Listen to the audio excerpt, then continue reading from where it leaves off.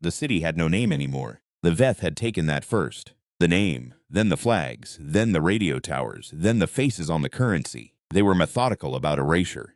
By the time they got around to telling the humans that the occupation was for their own protection, there was nothing left to protect. Sarah Yildiz walked to work the same way she had walked for 3 years. Head down, badge clipped to her left breast pocket, boot soles quiet on the pale resin they'd poured over the old cobblestones. She passed the checkpoint at the intersection of what used to be called Cumhuriyet Avenue. 2 Veth sentinels stood there in their thermal carapaces, eye clusters scanning, the soft bioluminescent pulse of their communication nodes blinking in and out like slow heartbeats. She handed over her transit chip without being asked. One sentinel pressed it to its receptor pad and handed it back. Neither looked at her. Neither had ever looked at her. That was the first thing you learned. They did not look at you.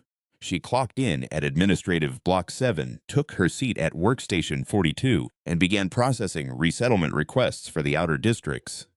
The work was designed to feel meaningful. Every application came with a photograph. A family, usually. Sometimes an old person with frightened eyes. Sometimes a child holding a toy the Veth hadn't confiscated yet. Sarah processed 47 applications before her lunch break. She approved 6. The others went into a queue labeled pending assessment, which meant they would age for 4 months and then be quietly closed. She ate her lunch in the stairwell on the 4th floor. A thermos of tea, a bread roll, and a view through the dirty window of the occupied skyline. The Veth had not knocked the old city down. They had grown things on top of it, their command spires, their processing nodes, their gravity anchors, those great curved struts of dark bioengineered material that rose from the rooftops of requisitioned buildings like the ribs of something half alive. The city was still there underneath, if you knew where to look. The old tram rails under the resin, the painted apartment shutters behind the translucent Veth membrane sheeting. Sarah knew where to look. She finished her tea. She rinsed the thermos in the stairwell sink, dried her hands on her trousers, and went back to her desk. She approved 2 more applications before the end of the day. Both were false. She had fabricated the families herself months ago and seeded the documentation into the system.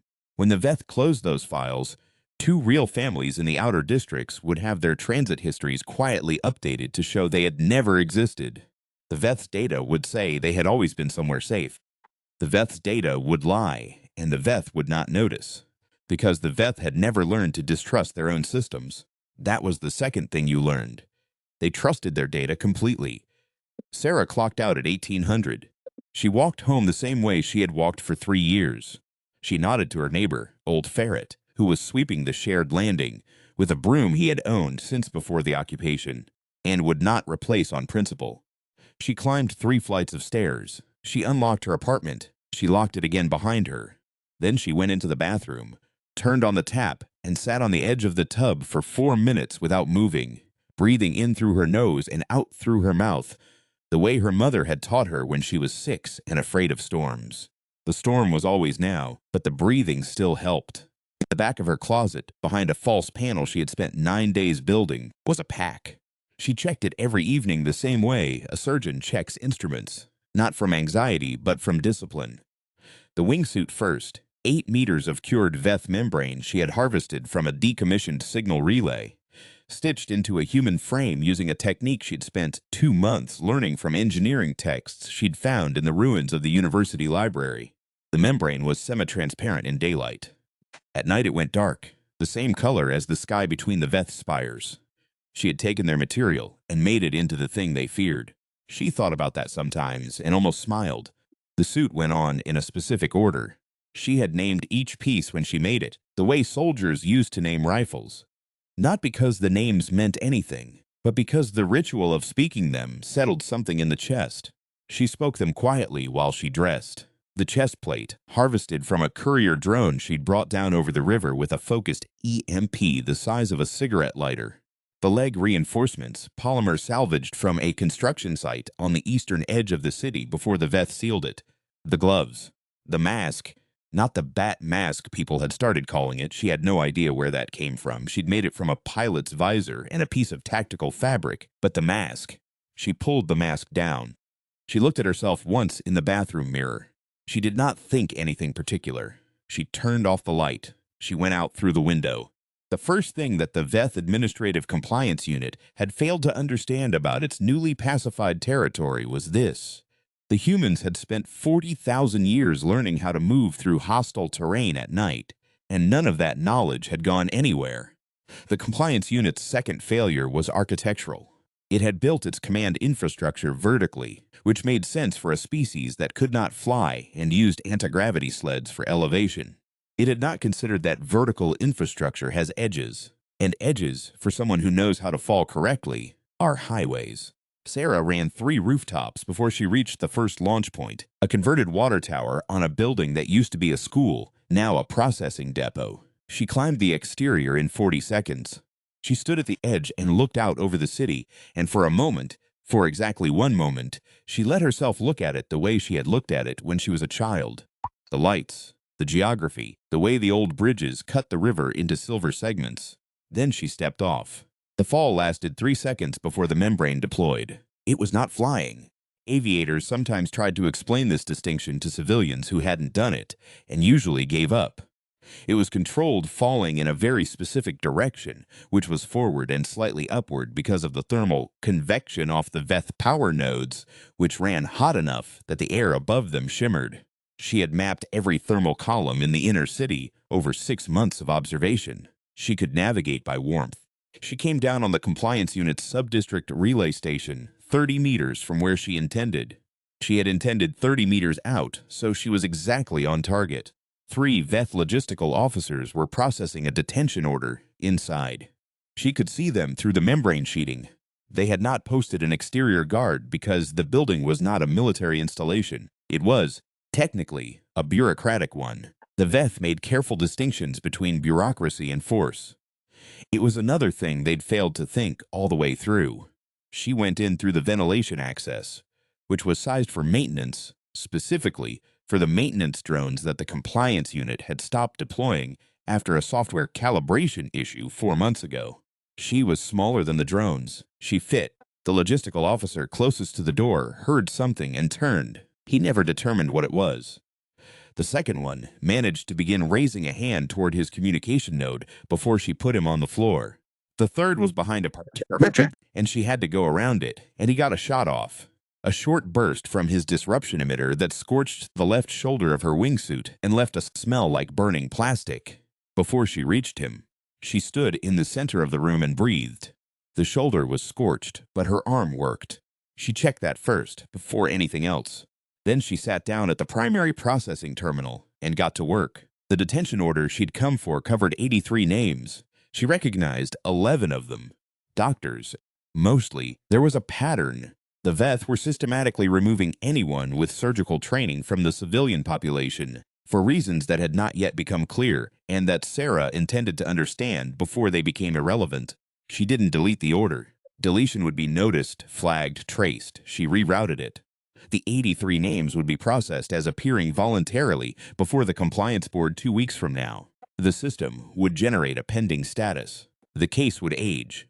The VETH would trust their data. She was out in 11 minutes. She used the door because the ventilation access was too slow, and the 3 on the floor were going to be down for approximately 40 minutes before VETH biology reasserted itself, and she didn't want to be there when it did. In the alley behind the relay station, she found a boy. He couldn't have been older than 16. He was pressed into the angle where the wall met a disused loading dock, and he was holding a length of iron pipe in both hands and shaking hard enough that the pipe tapped against the wall in an irregular rhythm. He had clearly seen her come out of the building. He had clearly not expected to see her go in. He was trying to decide whether she was something to attack or something to run from. She raised her hands, palms out. He looked at the mask, at the suit, at the scorched shoulder, at her hands. "They took my mother," he said. His voice cracked on the last word, and he looked angry about it, the way 16-year-olds get angry about the things they can't control. "I know," she said. She didn't know specifically, but she knew in the general sense that mattered. "How long ago? 3 days. Her name," he told her. She cataloged it. She did not write anything down. She had trained her memory the way she had trained everything else, deliberately, systematically, with the stubbornness of someone who had decided that forgetting was a form of surrender. "Go home," she said, "not because I'm telling you to. Because if they find you here, they'll have a reason, and right now they don't have one. He looked at the pipe. He looked at her. He put the pipe down, carefully, not dropping it, the way you put down something you intend to pick up again. Then he walked away into the dark. She watched him go and felt something complicated move through her chest. Pride, maybe. Grief. The specific ache of recognizing something of yourself in another person and knowing what it is going to cost them. She checked her shoulder again, still functional. She went home the way she had come, across the rooftops, through the thermal columns, with the membrane spread and the city spread below her like a map she had memorized. In the morning, she processed resettlement requests. This was the other thing she had learned, the third thing, the one she hadn't expected, that the two lives did not feel like two lives. They felt like the same life with different instruments. The patience it took to sit at workstation 42 and smile at the VETH administrative liaison, who sometimes made rounds after lunch, that patience was the same muscle she used to wait motionless on a rooftop for an hour while a patrol passed below. The attention she used to spot the false documentation she'd seeded in the system was the same attention she used to read VETH carapace coloration for emotional state. The work was continuous. Only the costume changed. She had been a soldier before the occupation. Not in the formal sense. She had been in the third year of her engineering doctorate when the VETH arrived, and the formal military had lasted 11 days before the weapon systems stopped working. She had been a soldier in the informal sense that some people become when the formal options are gone, by temperament, by stubbornness, by the specific refusal to accept that a situation is what it currently appears to be. Her father had been a climber, mountain rescue, weekends. He had taken her up her first face when she was 9 and she had been terrified and had not shown it. And afterward he'd told her that showing fear was fine and hiding it was also fine. But the important thing was that you went anyway. She had thought about that a lot in the last 3 years. She still wasn't sure she'd worked out what it meant. The administrative liaison, a VETH whose name translated roughly as something like the sound of water on a smooth stone, so she called him Tosh in her head, stopped by her workstation at 1400. He studied her pending queue. He studied her approval rate. He said, in the synthesized voice the VETH used for human speech, "Your output is consistent." "I try to be," she said. He moved on.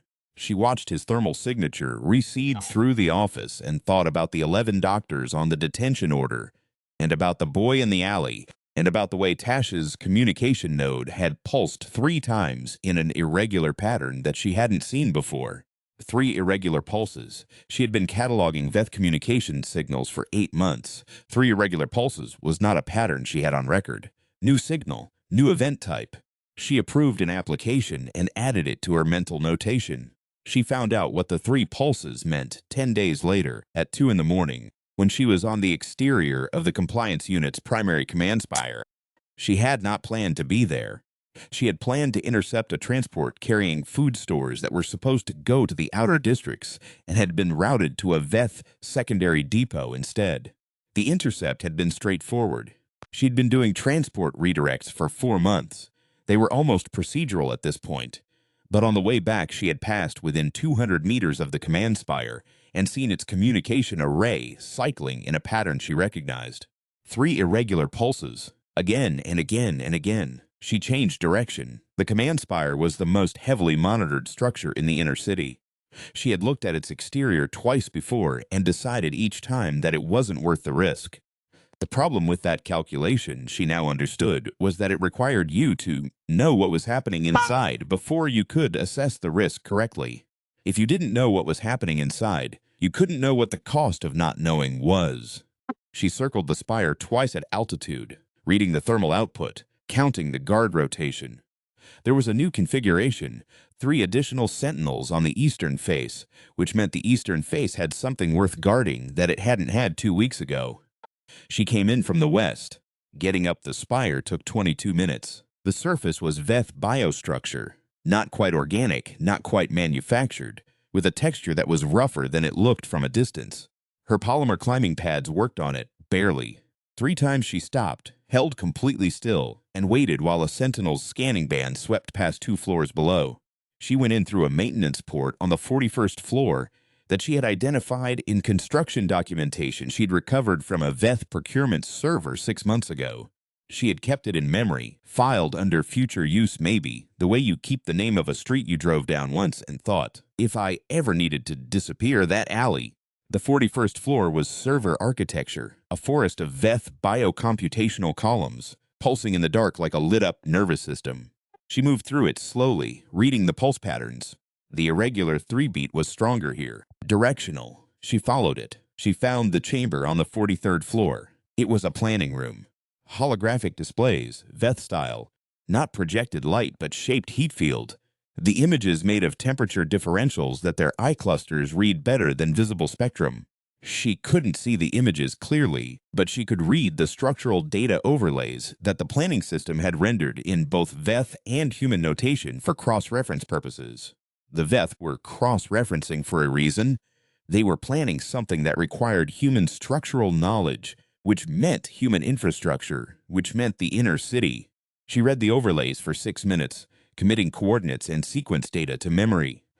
Then she understood what she was reading, and the understanding arrived in her chest like cold water. They were going to collapse the inner city's load-bearing substructure. The old grid, the preoccupation water mains, the transit tunnels, the foundation networks of the older buildings that the Veth had built their spires on top of. They had determined that the human population remaining in the inner city was a compliance risk. The solution they had arrived at was not deportation. It was simpler. 18,000 people, 2 weeks.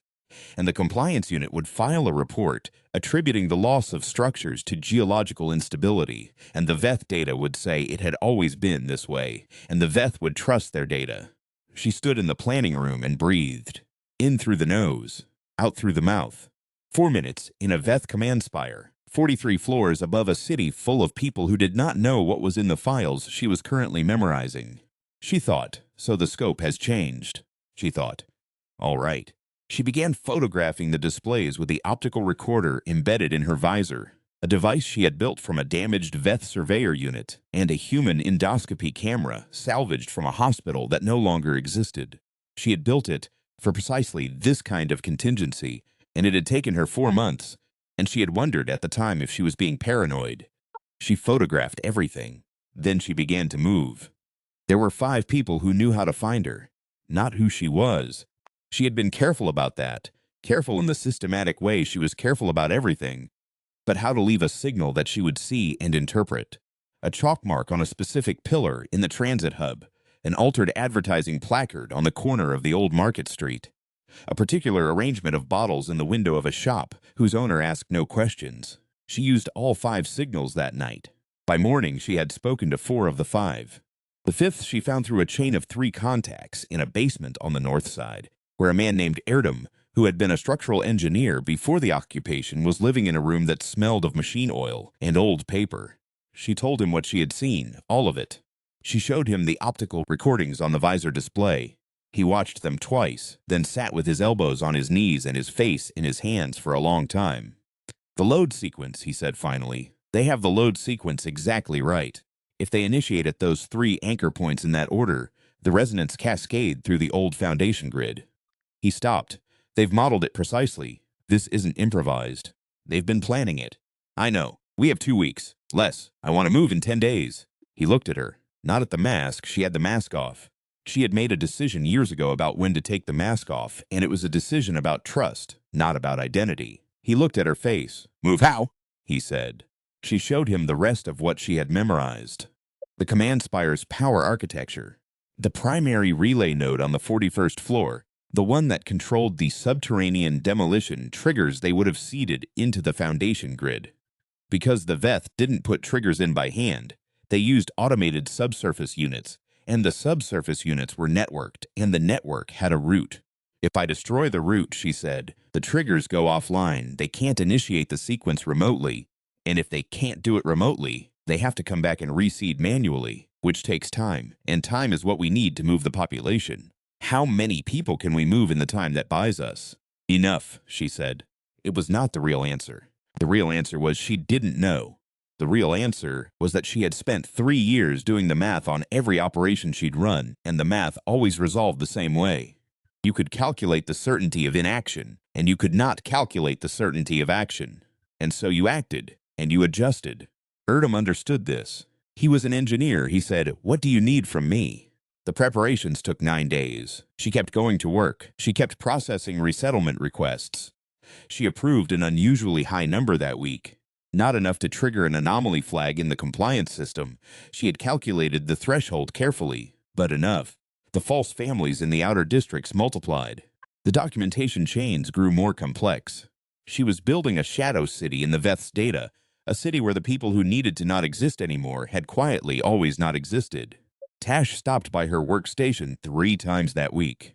Each time he studied her cue. Each time he said something about consistency. She smiled the smile she had perfected over 3 years. The smile that said, "I am not worth looking at," and he moved on. On the 9th night, she went to the command spire alone. She had planned to have 2 people with her.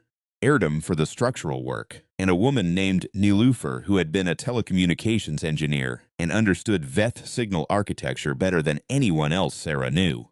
But Nilufer had been detained 4 days ago, unexpectedly, a random compliance sweep in her district, and Erdem had torn a ligament in his ankle and could not climb, and the timeline didn't move.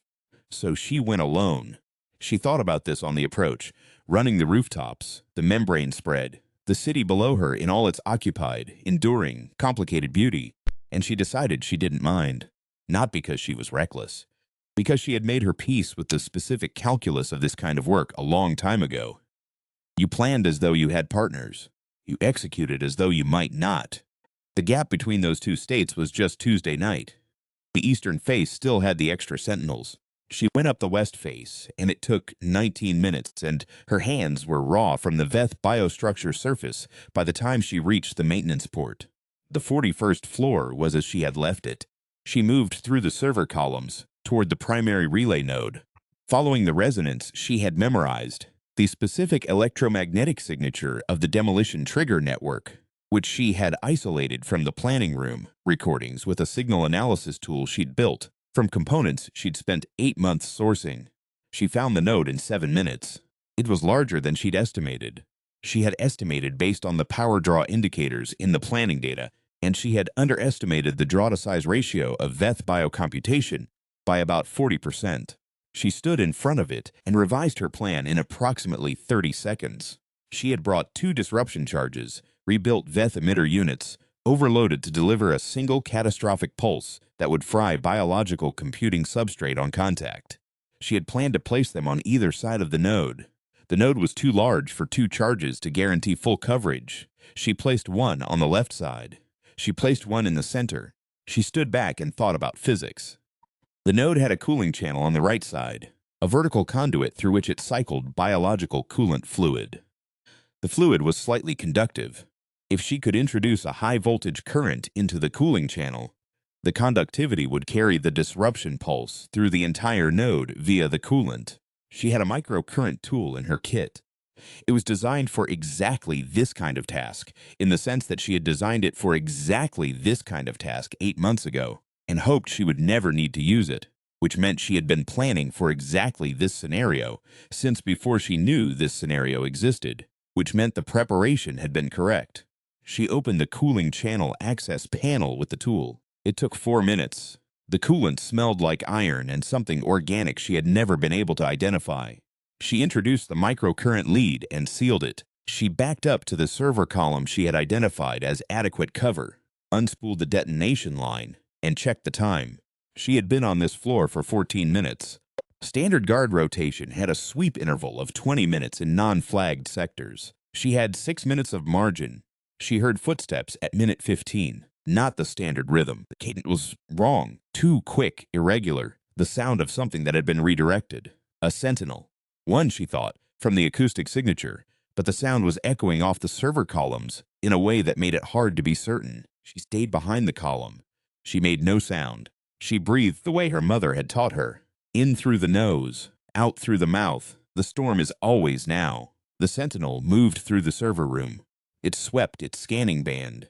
She felt the infrared graze the column she was behind, and she had activated her suit's thermal dispersal layer before she entered the building, which wouldn't hide her if the scan was at close range, but would blur her signature at the distance she was from the sentinel's current position.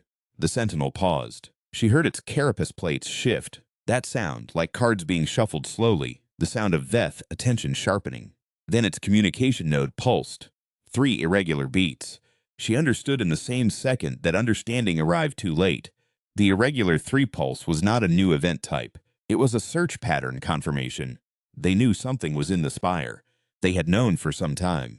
She had been reading the signal for 10 days, and she had read it as new when it was old. The sentinel turned toward her column. She detonated the charges. The sound was not the explosion she had expected. The Veth node didn't detonate so much as it collapsed. A wet, implosive failure that sent a shockwave through the biostructure floor, and a sound like every bone in a large animal breaking simultaneously. The sentinel was thrown sideways. She was thrown into the column hard enough to see light. The server columns around her swayed, some of them going dark, their pulse patterns stuttering and dying. The lights on the floor cut out. Emergency bioluminescence kicked in. A red-orange glow, dim and biological, the kind of light a wound makes. She was on her feet before she had decided to be on her feet. That was also something she had learned in 3 years. The body knows before the mind catches up. She was moving through the dark server room by memory, by the map she had made in her head, counting columns, turning correctly twice and incorrectly once, and correcting, reaching the maintenance port, going through it. Outside was cold, and the spire alarm was sounding now. Not a human sound, a Veth sound. The deep resonance they used for emergency communication, something between a bell and a scream. Searchlights below, the blue-white kind, sweeping. She had the membrane deployed before she had consciously decided to jump. She jumped. The fall was 3 seconds. The thermal columns were disrupted. The power fluctuation from the destroyed node had rippled through the spire's infrastructure, and the heat output from the nearby nodes had spiked and shifted. She hit a thermal she hadn't accounted for, and it threw her left, and she made the correction in the same motion, angling the membrane panels independently, bleeding altitude and redirecting, and came down near the rooftops from her intended landing point. She hit rolling, came up, kept moving. Behind her, the spire was still screaming. She learned from Erdem the next morning that the demolition trigger network had gone offline at the moment of detonation. He had been monitoring from the old transit hub with equipment she had left him, reading the Veth infrastructure signals, and he had watched the network go dark in sequence from the relay node outward, the way a power failure spreads from a tripped breaker. All of it, she said. Everything in the inner city grid, he said. He was sitting with his ankle elevated, his face still showing the residue of a sleepless night, and he looked at her the way people look at things they don't have adequate words for. How long do we have? They'll need to reseed. Subsurface units, manual dispatch. The foundation grid is 18 kilometers of tunnel. Even if they start today, 6 weeks. Maybe 8. 6, she said. We plan for 6. He nodded. He was already doing the math. She could see it in the way his eyes moved. Structural engineer's math. Volumes, flow rates, the logistics of moving 18,000 people through a city that was watching them. The Shadow City, she said. It's ready. The documentation is seeded. The families that don't exist have transit histories and resettlement records and compliance scores. When the Veth look for them, they won't find them because they'll think they've already moved them. They trust their data, she said. He almost smiled. You've been building this for 3 years. 2.5, she said. The first 6 months I was mostly learning how not to get caught. She stood up. She was very tired, and she was not going to say so, because there was no one in the room she needed to say it to. She had learned that too. That exhaustion was information, not complaint. You noted it, and you continued. I have to go back to work, she said. He looked at her. At the mask she was holding in her hands. She would put it on at the door. She always put it on at the door. He said, Don't you ever think about stopping? She considered the question honestly. She thought about the boy in the alley with the iron pipe and the cracked voice. She thought about Nilufer, detained, whose telecommunications knowledge was sitting in a Veth processing facility doing no one any good. She thought about Tash stopping by her workstation and saying her output was consistent, and the way it didn't occur to him to wonder why. They don't look at you, she said. That's their mistake. They look at the data, and they look at the infrastructure, and they look at the compliance numbers. They never look at you. She put on her mask.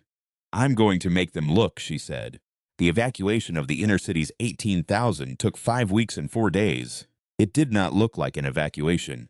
It looked like a very long sequence of unremarkable things: people visiting relatives, taking approved transit routes to outer district processing centers, and not coming back.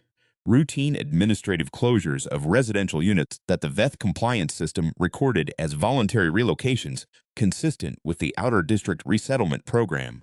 The Shadow City had done its work. The documentation held. Every family that moved through the underground network Sarah had spent 2.5 years building arrived in the records as having already moved, already processed, already accounted for.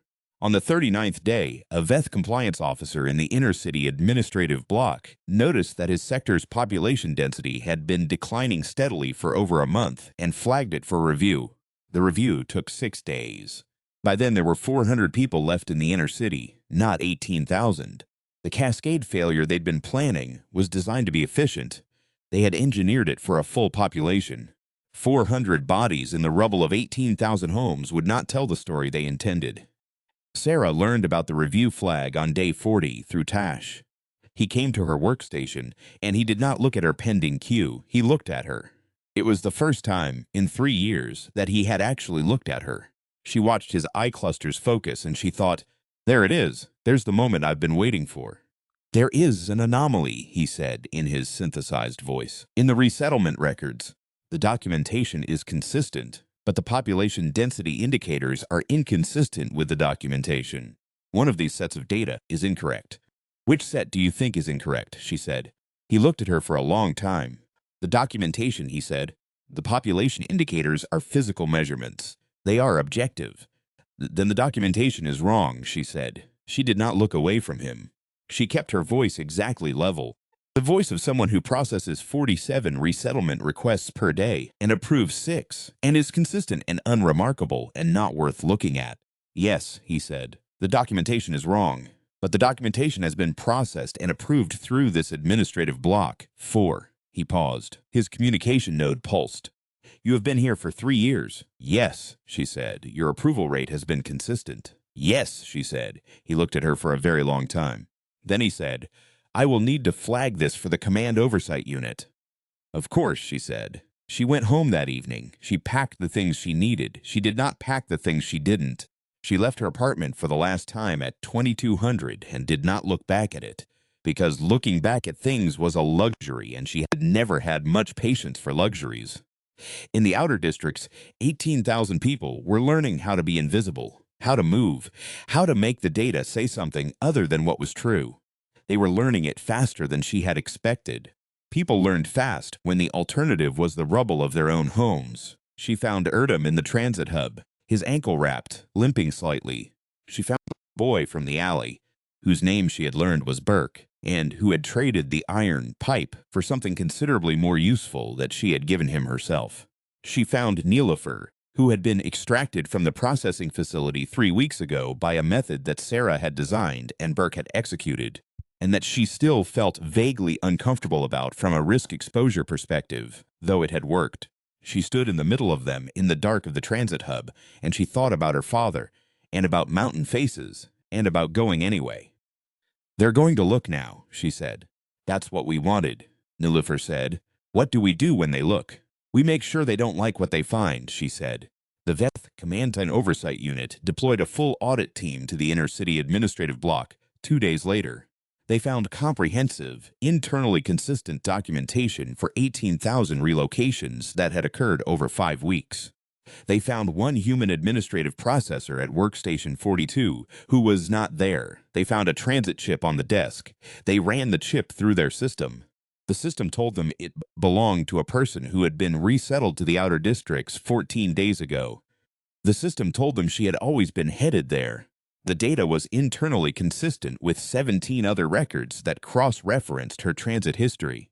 The VETH trusted their data. They sent a compliance team to the outer districts.